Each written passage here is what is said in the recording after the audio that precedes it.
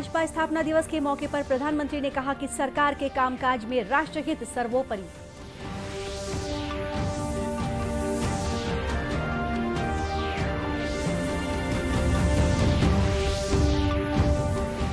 भाजपा स्थापना दिवस पर प्रदेश में भी अलग अलग शहरों में कार्यक्रम आयोजित। केंद्रीय मंत्रियों ने सरकार की नीतियों का किया उल्लेख।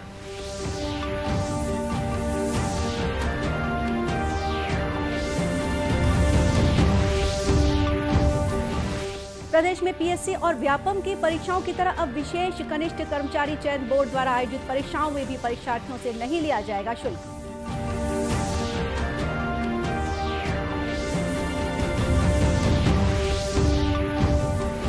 और शक्ति की आराधना का पर्व चैत्र नवरात्र के मौके पर राज्य के सभी शक्तिपीठों और देवी मंदिरों में उमड़ पड़ा है आस्था का सैलाब।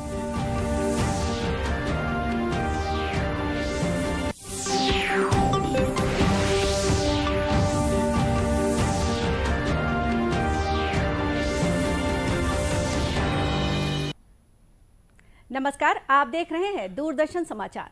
मैं हूं गोपा सान्याल। अब समाचार विस्तार से। प्रधानमंत्री नरेंद्र मोदी ने कहा है कि सरकार के कामकाज में राष्ट्रहित सर्वोपरि है। भारतीय जनता पार्टी के 42वें स्थापना दिवस पर कार्यकर्ताओं को संबोधित करते हुए श्री मोदी ने कहा कि देश के पास नीतियां, संकल्प और निर्णय लेने की क्षमता है। उन्होंने कहा कि आज सरकार केवल लक्ष्य निर्धारित ही नहीं करती बल्कि उसे हासिल भी करती है। उन्होंने कहा कि देश ने हाल ही में अब तक का सबसे अधिक 400 अरब डॉलर का माल निर्यात किया है। प्रधानमंत्री ने कहा कि 4 राज्यों में हाल ही में हुए चुनावों में भारतीय जनता पार्टी की डबल इंजन की सरकार सत्ता में लौटी है। उन्होंने कहा कि 3 दशकों के बाद पार्टी ने राज्यसभा में 100 सदस्यों का आंकड़ा पार कर लिया है। 3 वजहों से बहुत महत्वपूर्ण हो गया है। पहला कारण है कि इस समय हम देश की आजादी के 75 वर्ष का पर्व मना रहे हैं, आजादी का अमृत महोत्सव मना रहे हैं। ये प्रेरणा का बहुत बड़ा अवसर है। दूसरा कारण है तेजी से बदलती हुई वैश्विक परिस्थितियां, बदलता हुआ ग्लोबल ऑर्डर। इसमें भारत के लिए लगातार नई संभावनाएं बन रही है। तीसरा कारण भी उतना ही अहम है। कुछ सप्ताह पहले 4 राज्यों में भाजपा की डबल इंजन की सरकारें वापस लौटी है। 3 दशकों के बाद राज्यसभा में किसी पार्टी के सदस्यों की संख्या 100 तक पहुंची है। यानी वैश्विक दृष्टिकोण से देखें या राष्ट्रीय दृष्टिकोण से देखें, भाजपा का दायित्व, भाजपा के प्रत्येक कार्यकर्ता का दायित्व लगातार बढ़ रहा है।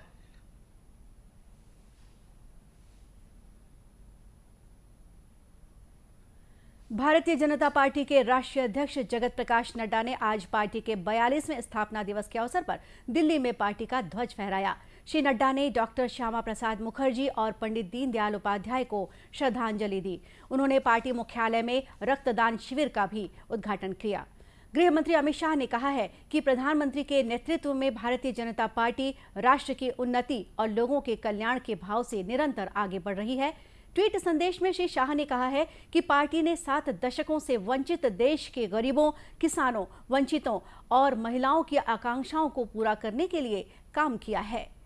इधर छत्तीसगढ़ में भी अलग अलग जगहों पर भाजपा स्थापना दिवस के कार्यक्रम आयोजित किए गए। इनमें केंद्रीय मंत्रियों के साथ ही पार्टी के वरिष्ठ नेताओं ने अपनी मौजूदगी दर्ज कराई। रायपुर स्थित पार्टी के प्रदेश मुख्यालय में केंद्रीय मंत्री फग्गन सिंह कुलस्ते ने ध्वजारोहण किया। इस मौके पर अपने संबोधन में उन्होंने कहा कि भारतीय जनता पार्टी के बूथ, मंडल, तहसील, जिला, प्रदेश और केंद्र स्तर पर विभिन्न कार्यक्रम हो रहे हैं। उन्होंने कहा कि सबका साथ, सबका विकास को साथ लेकर भारतीय जनता पार्टी चल रही है और निरंतर आगे बढ़ रही है। रैलियां, अनेक संगोष्ठी और पार्टी की योजना, पार्टी की और सरकार की गतिविधियों, विशेषकर अंत्योदय, जो हमारे प्रधानमंत्री नरेंद्र मोदी जी इस विषय को लेकर के बढ़ रहे हैं, इसलिए उन्होंने कहा है कि सबका साथ सबका विकास, और इसलिए सभी के बारे में देश भर में पार्टी सोचती है और कई ऊंचाइयों तक पहुंचने का भी प्रयास पार्टी ने किया है, सरकार ने। मीडिया से चर्चा करते हुए पार्टी के प्रदेश अध्यक्ष विष्णुदेव साय ने कहा कि भाजपा स्थापना दिवस के मौके पर पार्टी के संस्थापकों और मार्गदर्शकों का स्मरण किया जा रहा है। जो भी स्थापना जब हुआ 6 अप्रैल 1980 को, और संस्थापक अध्यक्ष भी कह सकते हैं, और जो संस्थापक थे पार्टी के स्वर्गीय अटल बिहारी वाजपेयी जी, उनको नमन करते हैं। श्यामा प्रसाद मुखर्जी, दीनदयाल उपाध्याय जी, राजमाता साहब, सबको नमन करते हैं, जिनके बदौलत, जिनके परिश्रम और जो करोड़ों करोड़ कार्यकर्ता आज देश में है, आज पूरे विश्व की सबसे बड़ी पार्टी कार्यकर्ताओं की बदौलत भारतीय जनता पार्टी हो गई है। सबको नमन करते हैं, शुभकामनाएं देते हैं। भिलाई में आयोजित एक अन्य कार्यक्रम में केंद्रीय मंत्री प्रहलाद सिंह पटेल उपस्थित थे। इस कार्यक्रम में स्थापना दिवस के मौके पर प्रधानमंत्री नरेंद्र मोदी द्वारा दिए जाने वाले संदेश को सुनने की व्यवस्था की गई थी। बाद में अपने संबोधन में श्री पटेल ने कहा कि आजादी के अमृत महोत्सव के मौके पर इस वर्ष भाजपा के स्थापना दिवस का विशेष महत्व है। उन्होंने कहा कि भाजपा 7 दशकों से देश के करोड़ों गरीबों, किसानों, वंचितों और महिलाओं की आकांक्षाओं की पूर्ति का साधन बनी है। 40वां स्थापना दिवस महत्वपूर्ण है, जो आज प्रधानमंत्री जी ने कहा है। पहला कारण ये है कि आज़ादी का अमृत महोत्सव है। ये आज़ादी के 75वें वर्ष का भारतीय जनता पार्टी का स्थापना दिवस है। दूसरी बात उन्होंने कही है कि जो ग्लोबल क्षेत्र है वो बदल रहा है, उसमें हमारी भूमिका अंतर्राष्ट्रीय स्तर की है, इसलिए ये स्थापना दिवस महत्वपूर्ण है। इसी तरह राजनांदगांव जिले के छुई खदान मंडल में भाजपा स्थापना दिवस के मौके पर आयोजित कार्यक्रम में राज्य विधानसभा में नेता प्रतिपक्ष धर्मलाल कौशिक शामिल हुए। प्रदेश में राज्य सिविल सेवा और व्यावसायिक परीक्षा मंडल की परीक्षाओं के बाद अब विशेष कनिष्ठ कर्मचारी चयन बोर्ड द्वारा आयोजित परीक्षा में भी परीक्षार्थियों से शुल्क नहीं लिया जाएगा। ये घोषणा मुख्यमंत्री भूपेश बघेल ने की है। हाल ही में एनएसयूआई के सदस्यों ने मुख्यमंत्री से मुलाकात कर विशेष कनिष्ठ कर्मचारी चयन बोर्ड परीक्षा शुल्क माफ करने का आग्रह किया था, जिस पर मुख्यमंत्री ने अपनी सहमति दे दी है। मुख्यमंत्री ने उम्मीद जताई कि इससे परीक्षार्थियों को आर्थिक रूप से मदद मिलेगी। जैसे व्यापम और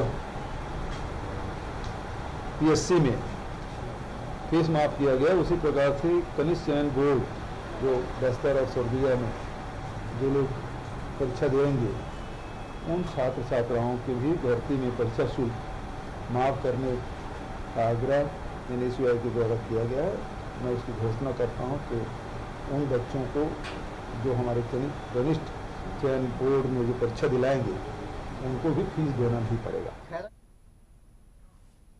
उल्लेखनीय है कि बस्तर और सरगुजा में विशेष कनिष्ठ कर्मचारी चयन बोर्ड द्वारा तृतीय और चतुर्थ श्रेणी के पदों पर भर्ती के लिए परीक्षाएं आयोजित की जाती हैं। सरकार ने राज्यों और केंद्र शासित प्रदेशों को अभी तक 185 करोड़ 79 लाख टीके उपलब्ध कराए हैं। केंद्र सरकार ने ये टीके राज्यों को निःशुल्क उपलब्ध कराए हैं।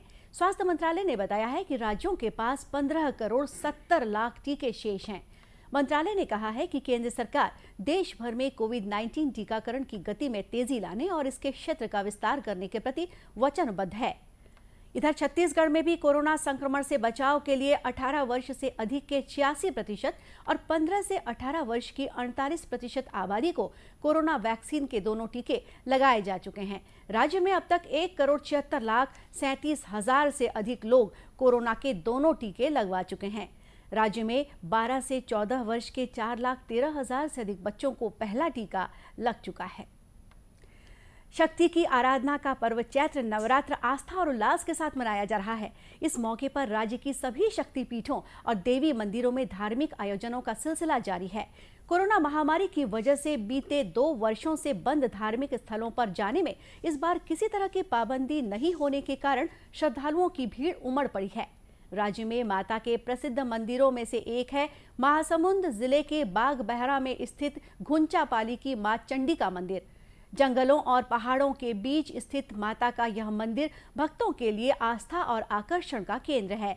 इस मंदिर के आसपास मनोरम प्राकृतिक दृश्य है। इस मंदिर में प्राकृतिक रूप से बनी पत्थर की 23 फीट ऊंची मां चंडी देवी की अद्भुत मूर्ति है, जो नैसर्गिक रूप से मानव आकृति लिए हुए हैं।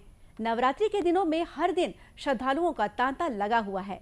मंदिर प्रबंधन समिति के अध्यक्ष नंद कुमार चंद्राकर ने बताया कि दर्शनार्थियों की सुविधा के लिए सभी तरह के जरूरी इंतजाम किए गए हैं। हम लोगों ने यहाँ पर लोगों की सुविधा के लिए हमारे पास जो हाल है वहाँ पर छांव की व्यवस्था, पानी की व्यवस्था, क्योंकि इस समय कोरोना काल का अंतिम दौर चला है, इसलिए हम लोग भंडारे की जो आयोजन है वो नहीं कर पाए हैं और आने वाले समय में भी भंडारा का आयोजन किया जाएगा। वहीं दर्शन के लिए पहुंचे श्रद्धालुओं ने कहा कि पहाड़ों के बीच बना माता का मंदिर मन को मोहने वाला है। हम पहली बार आए हैं और वाकई में बहुत अच्छा लगा, क्योंकि चारों तरफ का नजारा भी बहुत अच्छा है। पहाड़ों पे बसी है माता रानी जी, बहुत ही सुंदर लगा, मन को बहुत अच्छा लगा। मंदिर के पुजारी ने बताया कि ऐसी मान्यता है कि माता के दर्शन के लिए यहाँ जंगली जानवर भी पहुँचते हैं। का बड़ा ही मान्यता है मंदिर में, जो कि यहाँ भालू भी आते हैं, दर्शन करके जाते हैं। मंदिर का बहुत ही मान्यता है। बताया जाता है कि मंदिर में हर दिन अलग अलग समय में करीब 7 भालू आते हैं। इतना ही नहीं, इन भालुओं को कई श्रद्धालु अपने हाथों से प्रसाद भी खिलाते हैं। हालांकि मंदिर प्रबंधन की ओर से लोगों को सतर्क रहने की अपील की गई है। राजनांदगांव जिले के खैरागढ़ विधानसभा उपचुनाव के लिए प्रशासनिक तैयारियों को अंतिम रूप दिया जा रहा है। इस सीट पर 12 अप्रैल को वोट डाले जाएंगे। वहीं 16 अप्रैल को मतगणना के बाद नतीजे सामने आएंगे। इस उपचुनाव के लिए भारत निर्वाचन आयोग के निर्देश पर 80 वर्ष से अधिक बुजुर्ग मतदाता और दिव्यांग मतदाताओं के लिए डाक मतदान करने की व्यवस्था की गई है।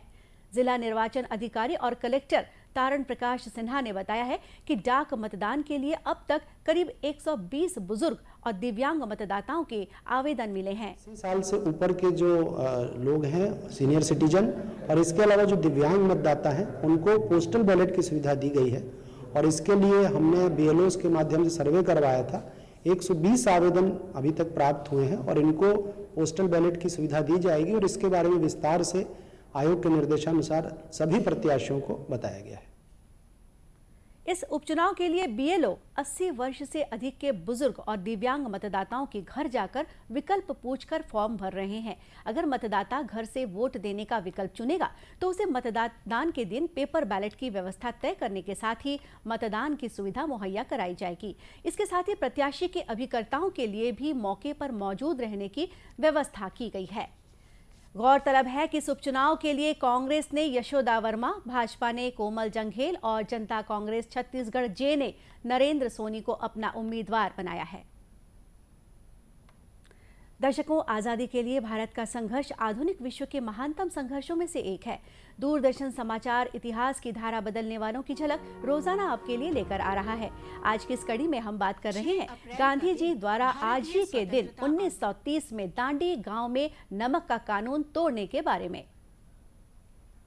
महात्मा गांधी ने 241 मील की पैदल यात्रा करने के बाद गुजरात के दांडी गांव में मुट्ठी भर नमक उठाकर नमक कानून तोड़ा था। दांडी मार्च से निकली चिंगारी ने स्वतंत्रता आंदोलन की मशाल प्रज्वलित की और व्यापक सविनय अवज्ञा आंदोलन का विचार देश भर में जंगल की आग की तरह फैल गया।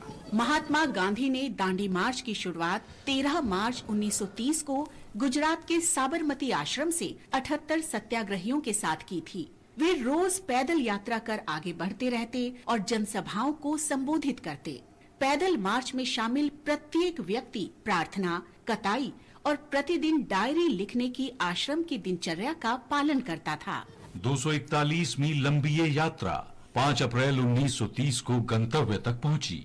पूरे रास्ते में गांधी जी और उनके सहयोगी 22 स्थानों पर रात्रि विश्राम के लिए रुके। 6 अप्रैल को दांडी का माहौल तनावग्रस्त लेकिन शांत था। दिन की शुरुआत प्रार्थना से हुई। गांधी जी ने उपस्थित लोगों को संबोधित किया। गांधी जी ने अपनी गिरफ्तारी की स्थिति में अब्बास तैयब जी और उनके बाद सरोजिनी नायडू को सत्याग्रह के नेतृत्व के लिए नामित किया। प्रार्थना के बाद गांधी जी अपने अनुयायियों के साथ समुद्र में नहाने चले गए और इसके बाद सुबह 8:30 बजे उन्होंने मुट्ठी भर नमक उठाकर नमक कानून तोड़ दिया। पूरा राष्ट्र उस शासन के खिलाफ उठ खड़ा हुआ जिसे गांधी जी ने गुंडा राज कहा था। लाखों लोगों ने नमक कानून तोड़ा और गिरफ्तारियां दी। हर जगह नमक डिपो पर छापे मारे गए और नमक उत्पादन को अधिकार में ले लिया गया।